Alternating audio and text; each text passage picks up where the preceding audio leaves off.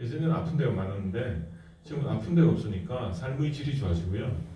그리고 무엇보다 좋아지는 게 이게 사람이 집중력이 이 신체에 아픈 데가 없으면 집중력이 좋아지니까 뭐든 이렇게 공부하는데 자신감이 더 생기고, 그 다음에 이제 이 뭐 영어 듣기, 리스닝 이런 게 잘 돼요.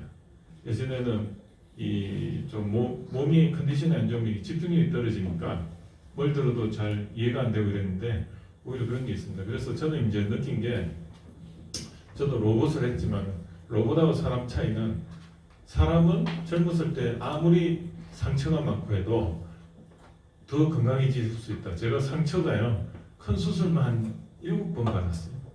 벗겨놓으면 완전 터미네이터입니다. 람보같이. 그래서 저는 수술하는 게 그렇게 두렵지가 않아요. 그냥 자고 일어나면 다 수술돼 있고. 그런데 저는 오히려 남들 인간적 기준에서 보면 더 건강이 안 좋아야 되는데 안 그렇더라고요. 회복력이 인간에 있어서 오히려 내가 조금 더 몸에 상처가 있고 이래도 오히려 그걸 더 이렇게 잘 극복하면 오히려 더 건강해집니다. 그래서 참 희한한 게, 아이러니컬하게 내가 젊었을 때 오히려 몸을 많이 혹사를 안 한 게, 아프다는 이유만으로 몸을 혹사를 안 한 게 오히려 지금 와서 조금 더 건강하게 살 수 있는 그런 기초가 되지 않았나 그런 생각을 하고요. 오늘 그 사업계획서 작성 및 실서, 제가 오늘은 자금 조달 방법론에 대해서 제가 설명을 하겠습니다. 우리가 사업계획서를 만드는 목적이 뭡니까? 사업계획서 만드는 목적 그겁니다. 자금을 받는 게 근본적인 목적이죠. 그럼 이제 사업계획서의 역할은 뭘까요? 사업계획서의 역할, 우리가 보통 이제 손끝에 머릿속의 아이디어를 손끝에서 제품화 시키는 게 우리 역량인데, 그걸 우리는 기업가 정신이라고 하죠. 그래서 기업가 정신은 결국은 창업가 정신이라고 하고 또 창업가 역량이라고 하는데, 결국은 우리가 저번에 말했듯이 제품이 판매까지 되기까지는 몇 단계가 필요합니까? 0단계부터 그 사업화 9단계에다가 뒤에 이제 엑시트까지 하려면 13단계까지고, 그 과정에서 그 제품 개발 목표가 처음에는 0단계에서 STP 그 분야에서 어떻습니까? 여기 보면 STP라는 그 0단계에서 우리는 어떤 과정을 거치냐면 고객을 알아야 되는 거죠. 그 고객을 아는 게 일단은 제일 중요합니다. 그래서 그 분야의 고객을 안다는 것은 내가 그 분야의 전문가가 되어야 되는데, 이런 경험들이 많아야지 고객을 알고, 그러려면 다양한 직장에서 다양한 학문적 경험을 해봐야지 내가 소비자로서 그 분야에 뭐가 필요한지를 알죠. 그러한 과정이 결국은 창직 과정이라고 했습니다. 그래서 그 창직 과정을 통해서 어떤 그 분야의 전문가로 활동하려고 하다 보니까 뭐가 필요합니까? 결국은 내가 왜 이거를 해야 되는가 하는 미션이 뭐죠?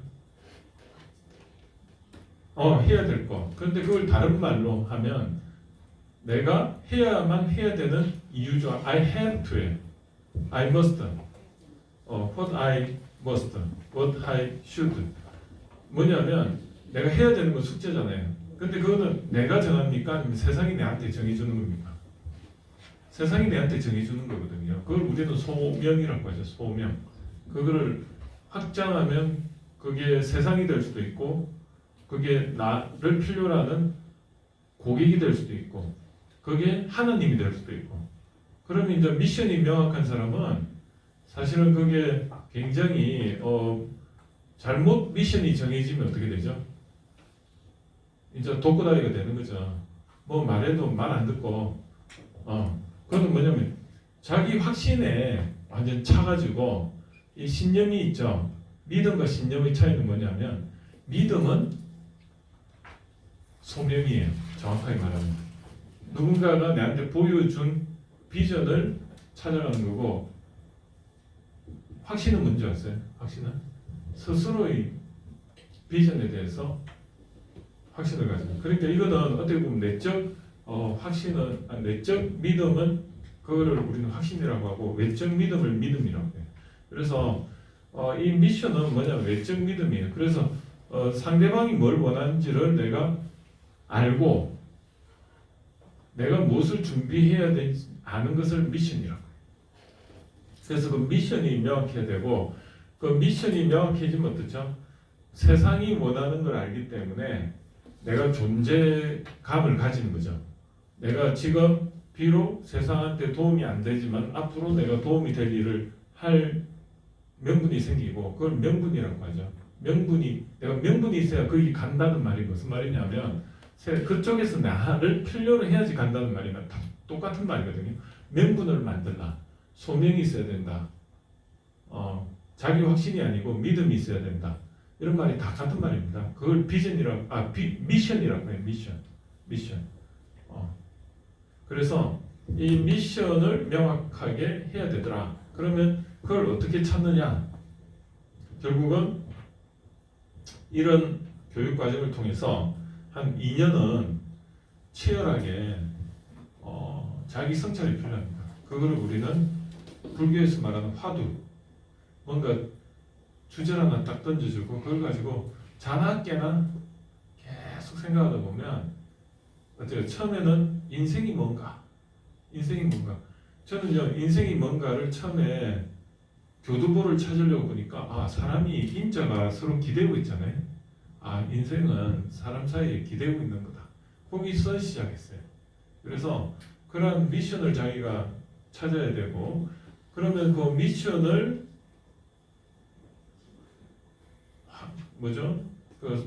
수행하기 위해서 미션이 원하는 거는 세상이 원하는 거고 그거를 원하는 거를 우리는 STP라고 하고요. 거기에 대해서 내가 무엇을 하고 싶은 거 그게 비전이에요. 그게 1단계의 사업 아이템이 될 수 있는 거예요.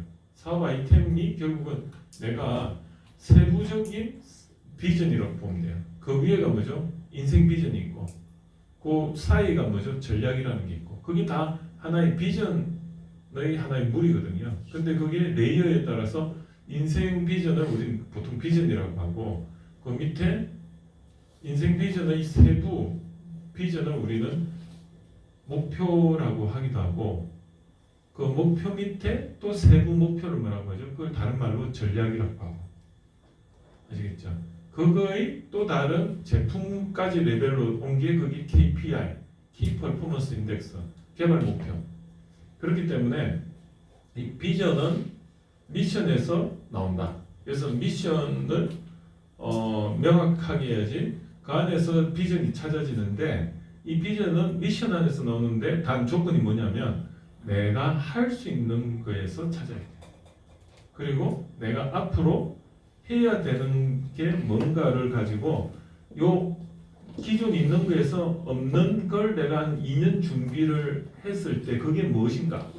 그거까지 합해서 이건 빚이죠. 미리 땡겨서는 요거까지 합해서 비전을 찾아내요. 그래서 비전을 찾는다는 거는 단순히 내가 그냥 하고 싶은 거 버킷리스트. 버킷리스트는 뭐죠? 나가 그냥 하고 싶은 거 비전도 아니고 이건 그냥 단순히 하고 싶은 거 오토바이 타고 싶고 하늘 나르고 싶고 여행하고 싶고 그거는 미션이나 아니면 내가 할 수 있는 거하고는 전혀 상관없잖아요. 그죠? 나비 효과 기대하고 그냥 하는 거.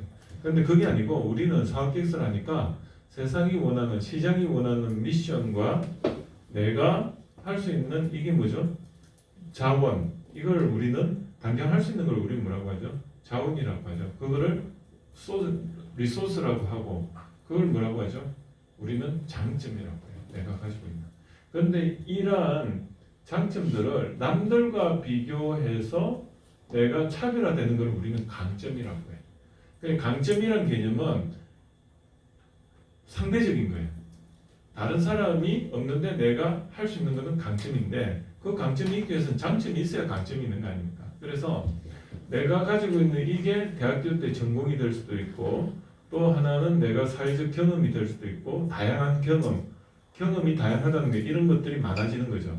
그런 것들이 많아지고 거기에 창업대학원에 와가 뜬금없이 창업이라는 전공을 하나 더 함으로 해가지고 여기에 뭐죠? 접착제 역할을 해주는 거예요. 그런 전공이 창업이고 이 창업학을 배움으로 해가지고 비전이 조금 더 명확하게 이스테블리시, 확립이 되는 거죠. 그래서 결국은 뭐냐면 내가 왜 살아야 되는가? why가 미션이고요. what이 비전이고 how가 자원입니다. 그죠? 그래서 요런 개인적인 이게 정립이 돼야지 그 다음에 뭐죠? 실행력이 나오는 거죠. 그걸 우리는 기업가 정신에서 진취성이라고. 기업가 정신에 세 가지가 필요한데 첫 번째가 진취성. 기관차의 제일 앞에 끌어주는 그죠? 그게 명확할 때 우리는 돈이 당장 안 벌리더라도 힘들더라도 가는 거죠. 그런데 이게 불명확하면 어떻게 되죠? 돈을 보고 가면 돈은 어디에 해당이 될까요? 돈은 단지 비전이지 미션이 될 수가 없어요. 내가 돈이 잘 버는 거하고 세상 사람들이 나를 돈을 잘 벌길 원하는 거하고 매칭이 안 되잖아요. 단지 세상이 만약에 내가 누군가 참 어려운 사람을 내가 도와줘야 될 미션을 찾았다. 그걸 위해서 내가 돈을 많이 벌겠다. 그런데 내가 돈을 벌 수 있는 자원으로서 내가 이런 자격증도 있고 학위도 있고 경험도 있다. 거기에 뭘 하나 더 했을 때 내가 그 돈을 많이 버는 비전의 그 하부의 세부 목표, 전략으로서 이런 걸 해야지. 그거는 가능한데 그 돈을 만약에 미션으로 하면 안 되죠. 예를 들어 나는 대통령을 단순히 비전으로 둬야지 내가 대통령을 미션으로 둔 사람도 있어요. 이때까지 대통령과 지금까지 대통령이 전부 다 미션이 대통령인 것 같아. 그러다 보니까 대통령만 되고 나면 뭘 해야 될지 자기의 그 다음의 미션을 찾지를 못해요. 나는 단지 대통령이 되는 비전은 이 세상이 원하는 뭔가 공정사회를 이루고 이런 게 미션이잖아요. 세상이 나 같은 사람들이 대통령한테 바라는 게 있잖아요. 그게 사실은 미션이거든요. 그거를 인지를 하고 나는 정말 새로운 종류의 대통령이 되겠다.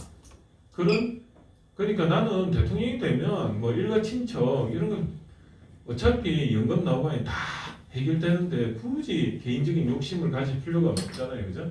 그러면 나는 정말 대통령이 되는 목적은 목적이죠. 이게 미션이 목적이에요. 목표가 뭐죠? 비전이에요. 제가 참 정말 깜짝 놀란 게 그 유명한 사람이 대학교 학생들 앞에서 강의를 하고 그런데요 미션하고 비전을 거꾸로 이야기하고 있어요. 그럼 그 사람의 그 레벨이 어떻습니까? 철학적 기반이 어떻습니까? 근데 그렇게 말하는 사람이 있어요.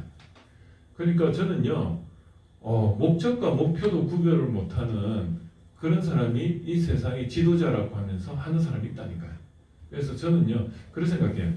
이 미션은 뭐냐면 하나의 내가 해야 되는 이유예요. why. 그리고 내가 그럼 무엇을 하고 싶다. 그게 비전이고 그게 단기 목표가 있고 시간적으로 장기 목표가 있고 그리고 레이어상으로 상위 목표가 있고 밑으로 하위 목표가 있어요. 그러니까 시간에 따라서 상위 목표가 지고지순한 목표도 있고 그걸 비전도 있고 하위에 내가 실제적으로 뭘 먼저 해야 될까 하는 전략도 있고 그죠? 그러니까 이게 매트릭스예요. 매트릭스. 미션은요 목적이고 그리고 비전은 목표예요. 자, 그런데 여기도 보면 상위 미션이 있고 하위 미션이 있을 거죠. 왜냐하면 상위에 뭔가 큰 게 있고 그 밑에 하이알키로 이렇게 해가지고 여러 개로 또 미션이 분할이 되고 여기에 대응하는 상위 목표가 있고 하위 목표가 이렇게 있을 거예요. 근데 그 하위 목표를 우리는 전략이라고 해요. 똑같은 비전인데 그 비전 안에 상위 최고의 높은 걸 목표라고 하고 하위 이렇게 있다. 그리고 이 미션은 뭐냐면 이유예요. 왜 해야 되는가 이유. 요거는 what이에요. 무엇을 해야 되지? 그러면 이렇게 나옵니다. 이렇게 매트릭스 구조. 그리고 또 어떻게 되죠? how 관점에서 수단이죠. 수단. 이게 우리는 자원이라고 해요. 리소스. 그 자원도 여기 상위를 목표도 있고 하위에 세부적으로 준비해야 되는 것도 있어요. 그걸 우리는 뭐라고 하냐? 전술이라고 해요. 그럼 전략과 전술은 개념이 뭐냐면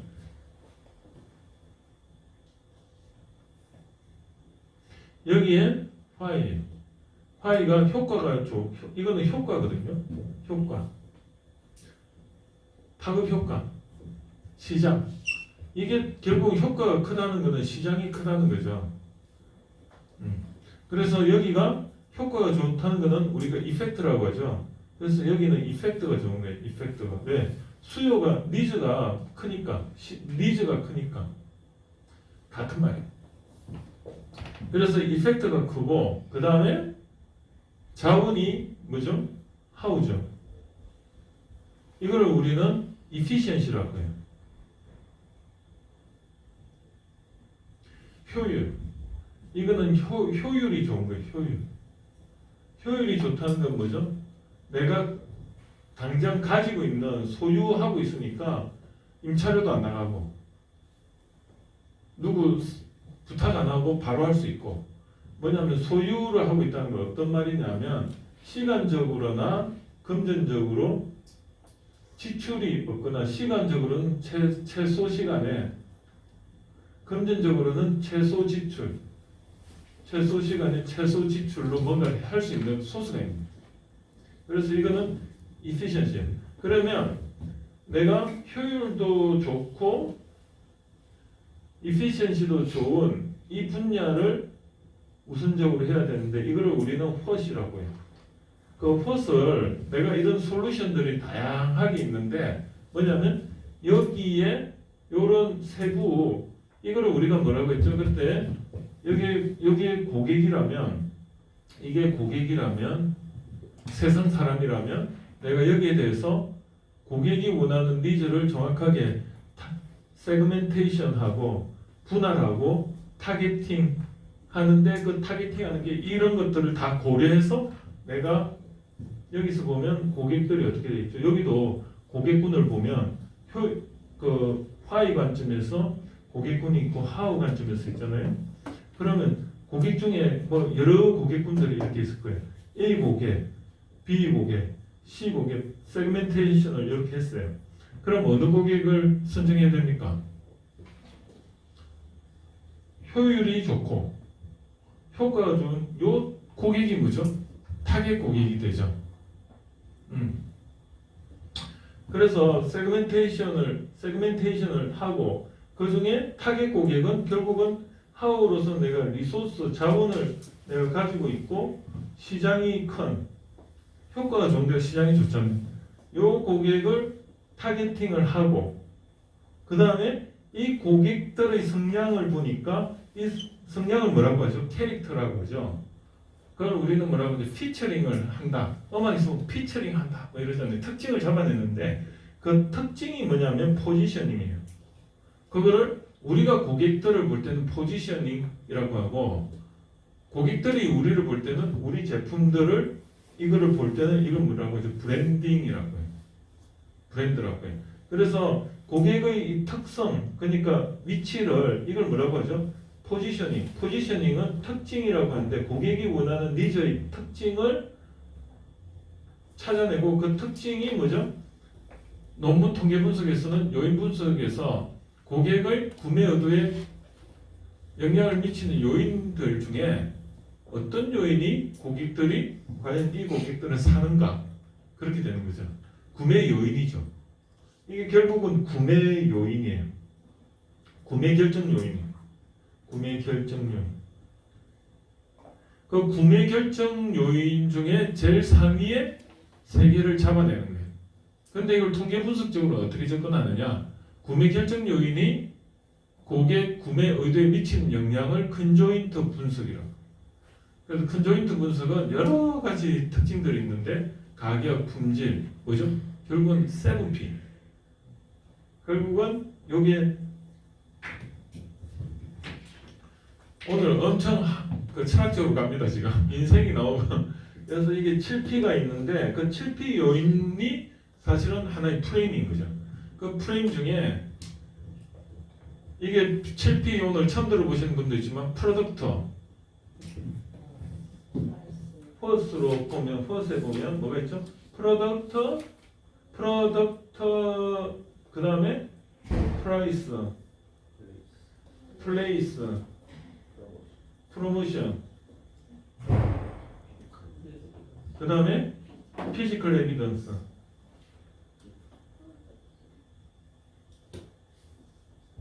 그 다음에 people 프로세스 이게 뭐냐면 서비스의 7가지거든요. 앞에 PPPP. 그러면 내가 만약에 비즈니스 모델을 한다고 해도 이런 프로덕트도 들어갈 거고 사람 요소도 들어갈 거고 인테리어 요소도 들어갈 거고 다 들어가잖아요. 그러면 프로덕트에는 뭐가 있죠? 기능이 들어가죠. 펑션. 그 다음에 디자인, 성능. 그 다음에 여기 뭐죠? 프라이스는 가격이죠. 그죠?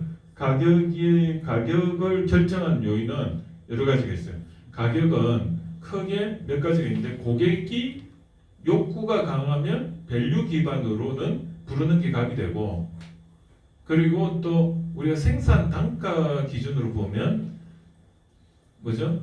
생산 단가를 보면 코스트 기반의 가격 결정을 하는 방법이 있어요. 그래서 이거는 제가 이제 또 다음 이야기를 할 수도 있지만 밸류 기반, 니즈의 밸류 기반과 코스트 그 사이에서 가격 결정이 일어나는 거예요. 아시겠죠? 그 밸류는 뭐죠? 여기가 고객의 니즈가 아까 니즈가 요거 같은 말이죠. 요 영역이 여기서 보면 고객의 니즈 기반으로 해서 요 퍼스트이 뭐죠? 7P인데 여기서 가격은 어떻게 결정하냐? 요 관계는 밸류 관계예요. 그런데 요 관계는 무슨 관계? 코스트 관계예요. 그래서 가격 결정은 이 중간을 찾아내는 게 결국은 가격 결정 방법론이에요. 근데 그 가격 결정을 어떻게 해요? 낚시를 할 때 소비자 행동론 배우셨을 때 어떻게 해요? 가격 결정할 때. 제일 처음에 높은 가격부터 시간을 두고 어느 특정 지역에 린스타트라는 거예요. 가격 린스타트. 제일 처음에 물고기 잡을 때 어디부터 합니까? 제일 위층부터 축축축축 조금씩 찌를 내려가면서 탐색을 하면 어디 층에서 제일 잘 잡히잖아요. 그럼 거기를 집중적으로 공략하잖아요. 그리고 또 먹이도 바꿔가면서 똑같아요. 가격도 처음부터 누구도 알 수가 없어요. 그러니까 테스트를 하는 거예요. 가격 R&D를 하는 거예요. 그럼 우리는 가격이 높은 데서부터 내려가는 걸 뭐라고 하죠? 스키밍 전략. 스키밍. 들어보셨어요? SKIMMING. 경영지도사 시험 문제입니다. 소비자 행동론도 나오고 여러분들이 소비자 행동론을 배웠다면 그런 건 알아야 돼요. 뭐냐면 스키밍은 뭐냐면 고가격에서 저가격으로 이렇게 뚝뚝뚝뚝 내려가면서 고객들한테 찾아보는 과정이 그게 어느 단계에서 하는가요? 양산을 했잖아요. 그럼 마케팅을 하는데 처음부터 가격이 잘 나옵니까? 아니에요. 내가 요 기획 단계에서 스키밍 전략을 세웠던 그 사업 계획서의 그 내용대로 한번 여기서 가격을 가지고 한번 또 린스타트를 하는 거예요. 여기까지는 뭐죠?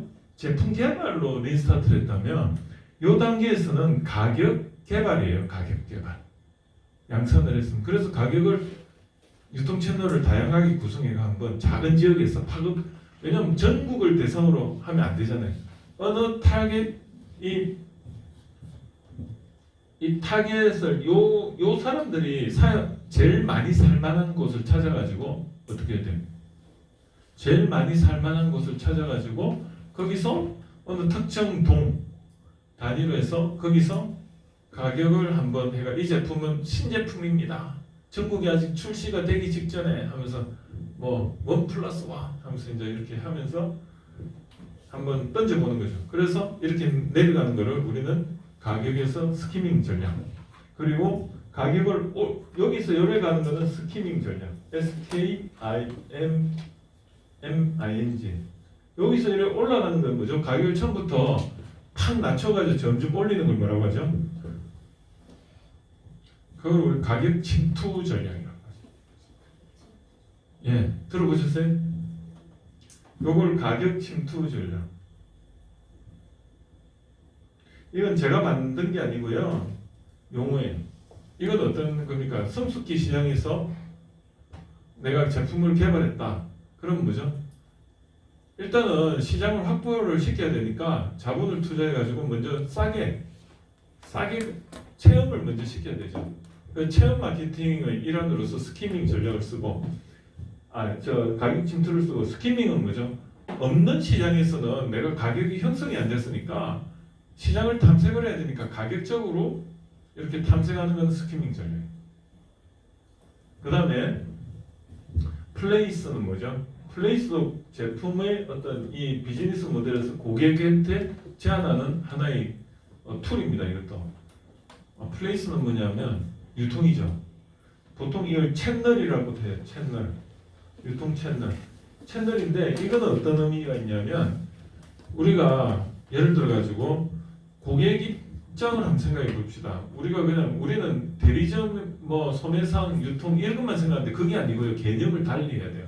고객 입장에서 이것도 하나의 상품으로 제공한다면 유통 채널을 어떻게 설계를 해야지 고객이 만족스럽게 편하게 우리 제품에 접근해서 쉽게 살 수 있는가? 그게 플레이스입니다. 그걸 우리는 오프라인에서는 뭐라고 하죠? 온라인에서는 채널이라고 보면 뭐라고 하죠? 유통 온라인 쇼핑몰 이게 다 채널인데 오프라인에서 뭐라고 하죠? 이거를 상권 입지 할 때 입지. 그래서 이걸 입지 분석이라고 해요. 입지. 그래서 고객이 좀 편하게 왔다 갔다 살 수 있으면 그럼 입지가 좋은 데죠, 그죠? 입지를 어디다 가게를 둘 건가? 내가 가게를 하나 오픈을 한다. 그럼 그 가게를 오픈한다고 할 때 여러분 뭐부터 생각합니까? 인테리어, 사람, 프로세스 이런 거 생각하고 입지는 이걸 하나의 상품, 고객 서비스 목록에 생각을 못 하잖아요. 그런데 이것도 서비스예요. 고객이 어떻게 우리 가게에 편하게 들어올 수 있게 만드느냐, 그것도 하나의 제품 기획에 들어요. 그러면 이건 뭐냐면 접근 편리성이에요. 접근 편의성. 이걸 극대화시키는 것도 하나의 상품 기획에 들어갑니다. 그 다음에 프로모션은 뭐죠? 프로모션을 우리는 프로모션 촉진이라고 하죠. 근데 이 촉진이라는 거를 정확하게 개념적으로 알아야 돼요. 촉진은 뭐냐면 고객이 편하게 결정하도록 도와줍니다. 그러니까 결정 편의성이에요. 이거는.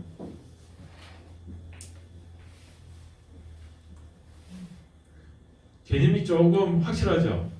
그러니까 고객이 결정을 편하게 해줘야 돼요. 그 방법론이 뭐죠? 광고가 있고 홍보가 있고 그 다음에 인적 판매, 그걸 영업이라고 해요. 그 영업이 있고 그 다음에 뭐가 있어요? 혜택을 주는 거. 그냥 혜택이라고 적을게요. 혜택을 뭐라 하냐면 그렇죠. 그걸 판매 촉진, 판촉이라고 하죠. 그래서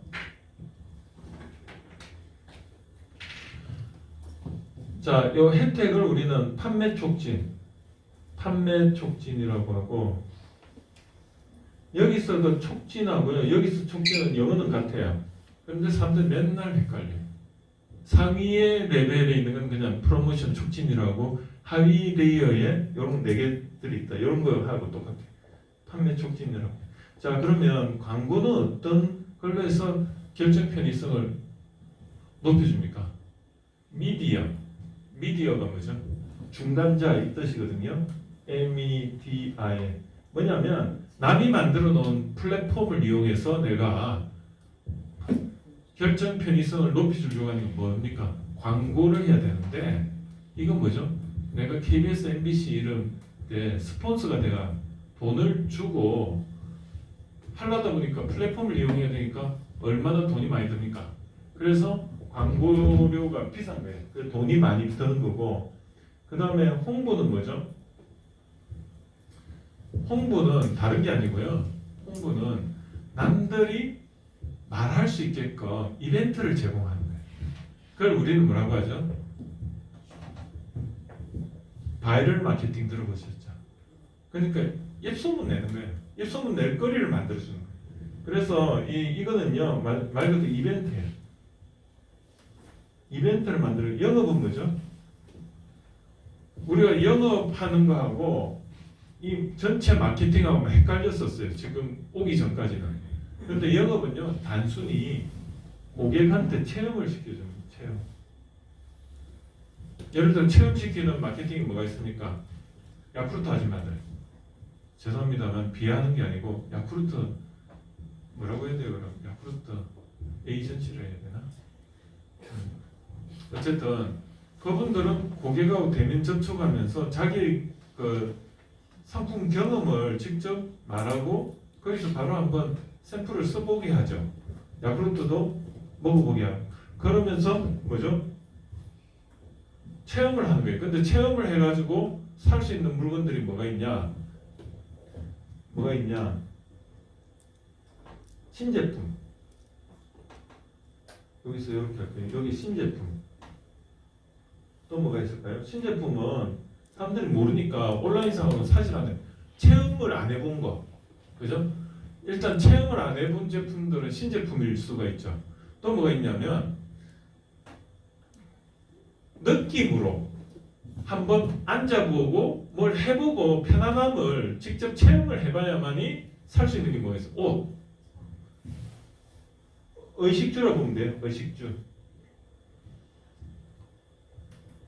집도 직접 보고 한번 거기 가봐야지 앞뒤 전후 그 분위기 보고 하고 옷 다 뭐죠? 비싸죠.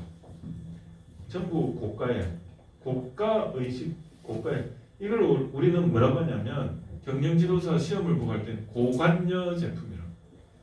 고관여. 그럼 시험 문제에서 고관여 제품의 특징에 대해서 말씀하시오.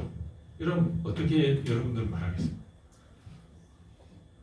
그러면 이렇게 경영지도자 시험이 어떻게 나오냐면 자, 제 같으면 완전 스케일 크게 차게 들어가겠어요. 이 제품 고관여란 뭐라고 해요?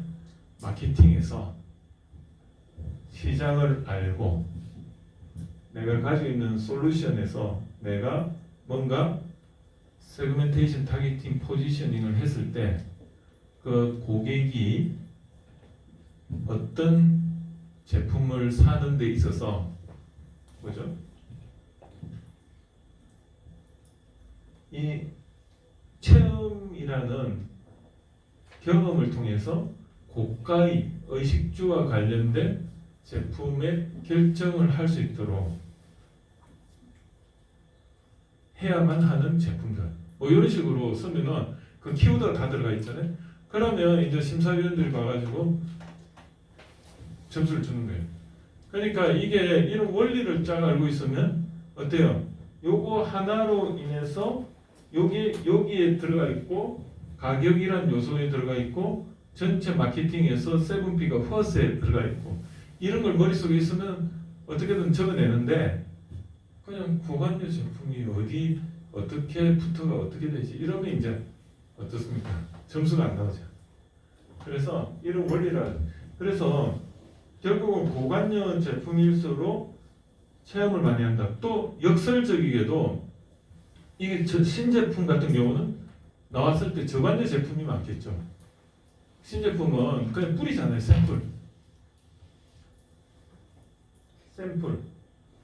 샘플을 통해서 저관여 제품도 영업을 해야 되고 고관여 제품도 하는데 그 특징이 다른 거죠. 그 다음에 혜택은 뭐죠? 판매 촉진이라는 혜택은요. 혜택을 주는 건데 1+1 아니면 도장 10번 찍 하면 한 번 무료 그런 거고. 그 다음에 피지컬 에비던스는 뭐라고 보냐면 이걸 뭐라고 하죠? 이거는 인테리어 있죠, 인테리어 같이. 이거는 실내예요, 실내. 실내라는 기반이 있어야 돼. 인테리어 하는 이유가 뭡니까? 그 분위기가 신뢰가 가는 거죠.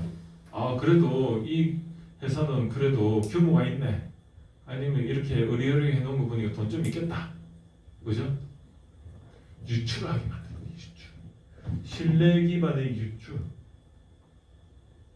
그래서 여러분들이 가격 결정할 때 여기 보면 스키밍 전략하고 가격 침투 전략이 있고 또 한 가지가 더 있어요. 뭐가 있어요? 가격 연상 효과. 그래서 여기에 보면 1회 스키밍이 고가에서 저가로 갈 수도 있고 저가에서 고가로 갈 수도 있고 또 중간을 그냥 딱 집어가지고 이 가격에 하면은 비싸면 품질이 좋겠다. 품질 가격 연상 효과라 해가지고 품질 가격 연상 효과를 노리고 루이비통, 샤넬 어때요? 무조건 비싸게. 희소성. 그래서 희소성 기반의 품질 가격 연상 효과를 가지고 가격을 하는 게 이건 또 다른 영역이에요. 그럼 가격 결정하는 게 몇 가지입니까? 위에서 밑으로 내려오는 밸류 기반에서 코스트로 내려오는 스키밍 전략. 그다음 가격에서 그냥 위로 쭉쭉 올라가는 가격 침투 전략. 성숙기에는 그걸 써요. 그 다음에 하나는 아예 그냥 성숙기 시장에서의 뭐죠? 가격 품질 연상 효과.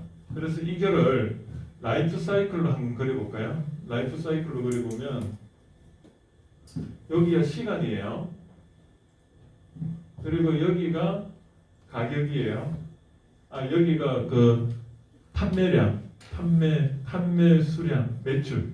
그러면 제품이 처음에 나왔을 때는 잘 안 팔리다가 어느 정도 인지도가 올라가면 여기서 쫙 이렇게 돼요.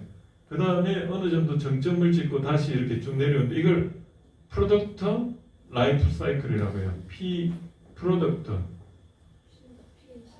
예. 라이프 사이클.